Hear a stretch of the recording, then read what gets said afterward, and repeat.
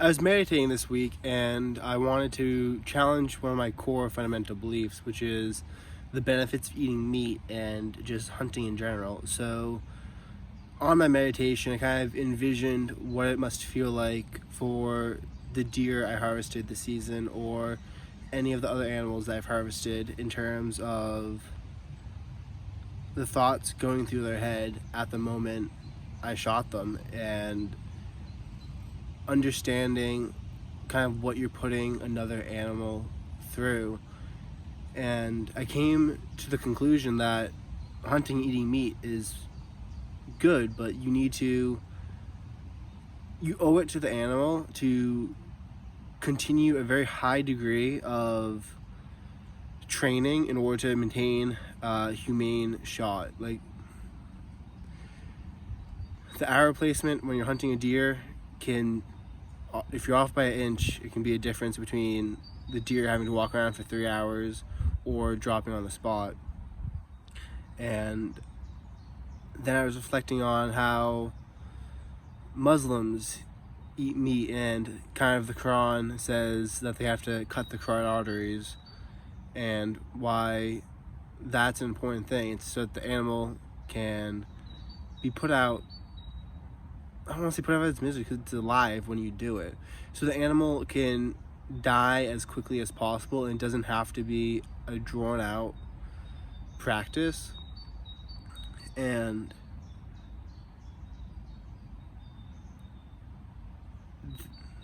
I was also thinking about the old adage of, well, just something hunters will tell you, is no animal dies of old age.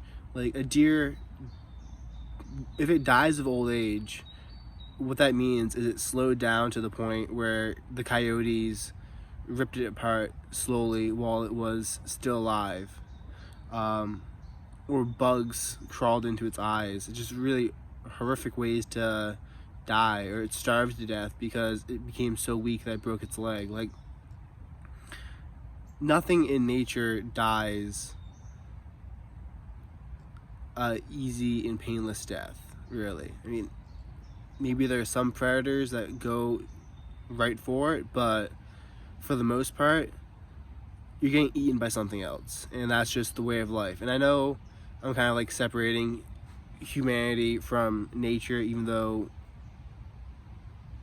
it's kind of like a false belief, but I'm just making this dichotomy right now so I can draw attention to the more like man-made world that we live in as society, where we have this image of like quietly passing away in our sleep, or at least a lot of people hope to go that way. That doesn't happen in nature. Like, if humans lived out in the wild, like Amazonian tribes, like even them, it's not really exactly nature because they have their villages that they've made. If you didn't have a village, if you didn't have a way to really honor the body, like if you died and you were lucky enough to have someone nearby, then you could be buried or you could be burned. But if you just die off in the woods, like you go hiking and you just die in the woods, yeah, you're gonna have birds pecking you. They're gonna eat your whole body. Maggots, worms. I mean, it's gonna be slow. You're most likely starve, depending on how it goes. But it's not the quick death that ethical hunters hope to give their prey. And then I was thinking about my experience when I did veganism for a month back during my senior year of high school. Junior year of high school? I don't know. I think it was junior year of high school. But I had really bad tendinitis in my wrist, and I believed the myth of veganism's gonna help with that inflammation. Saturated fats are bad. Get that canola oil and drink that soybean oil. Those are just horrible advice. Don't do that.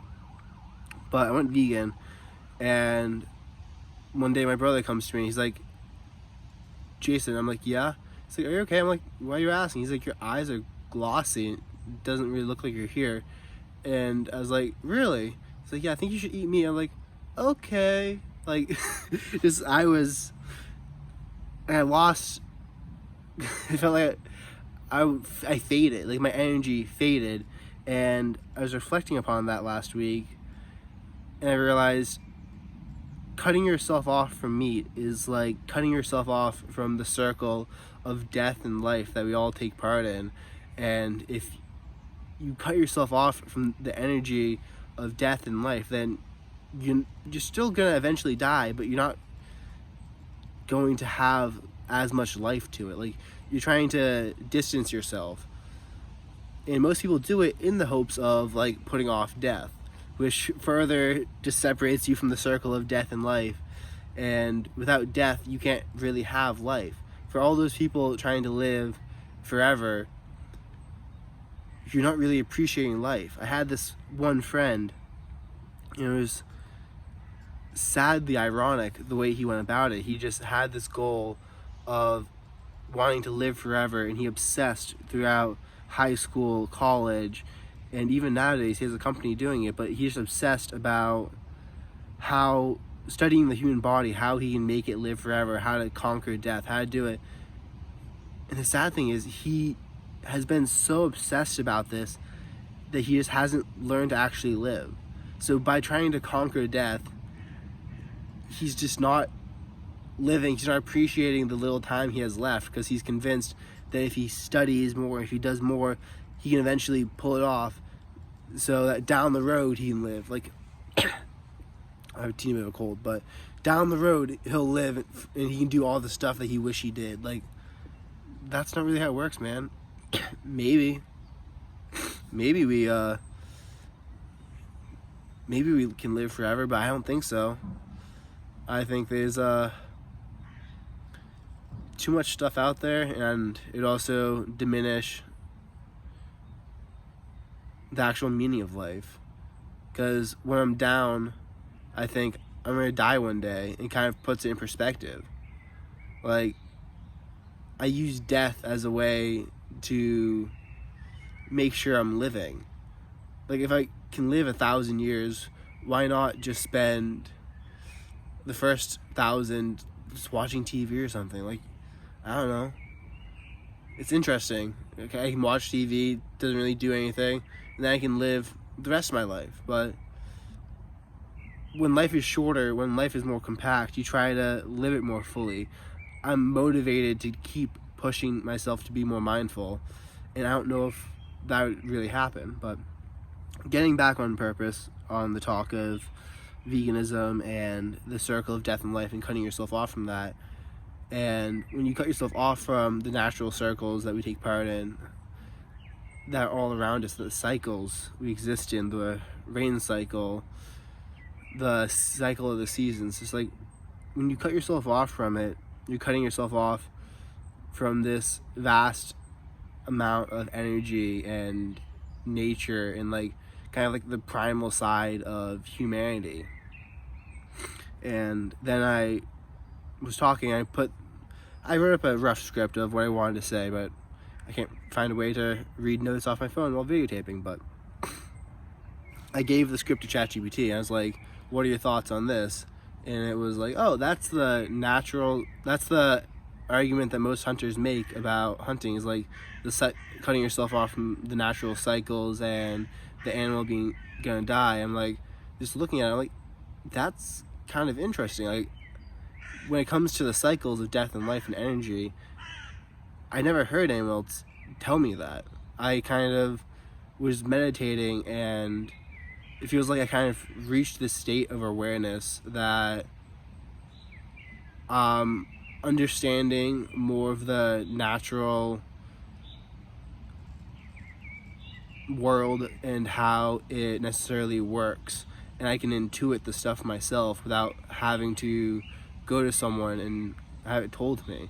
And I was thinking about this more. I'm like, what if the time I spend watching podcasts to try to gain wisdom about the world is actually stopping me from becoming aware enough to derive the wisdom myself, therefore having the joy of discovery, plus also being out and existing within the world more?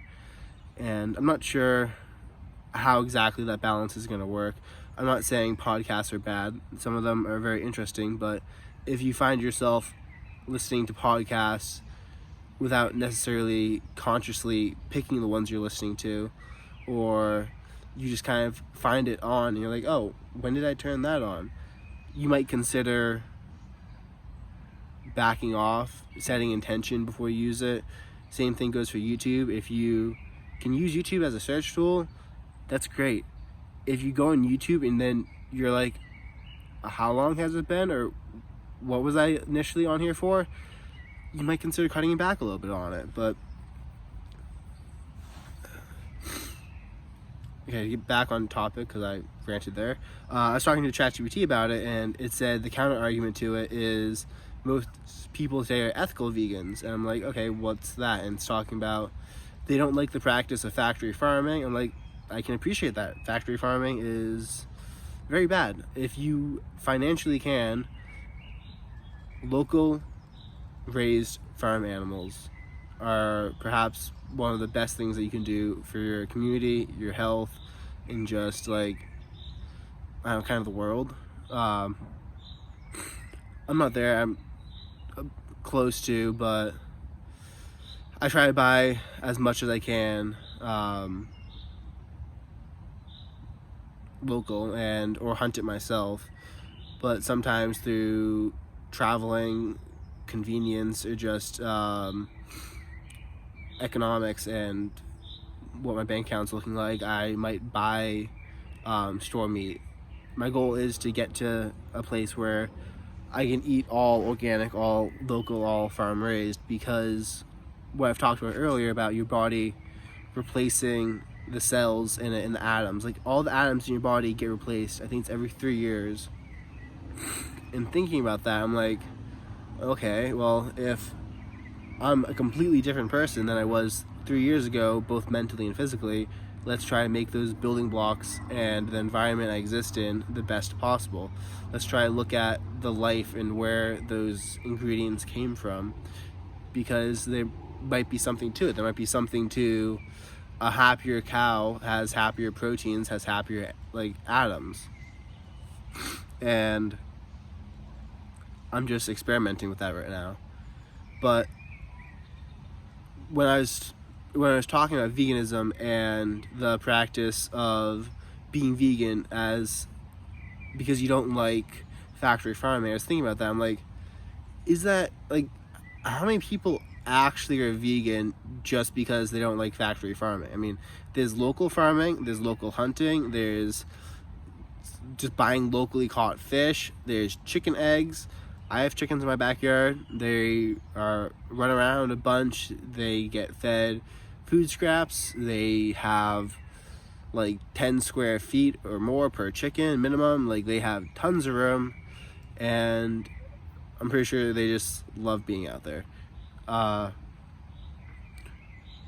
Milk, there you can find very, very nice farms that will provide high quality milk from like grass-fed things. And like, it sounds like if someone was vegan because they didn't like factory farming, that it would just be like a very lazy thing, because they're like, well, I don't like factory farming, so I'm gonna be vegan. Okay, but what about these other options we could go for? Like, I guess if you don't ever want to like go through the effort of finding a local farm, or with nowadays you can just have stuff shipped to you, there's so many ways about it that I don't actually know if this style of vegan exists anymore. But feel free to share your thoughts down in the comments, and let me know what you think. Peace out.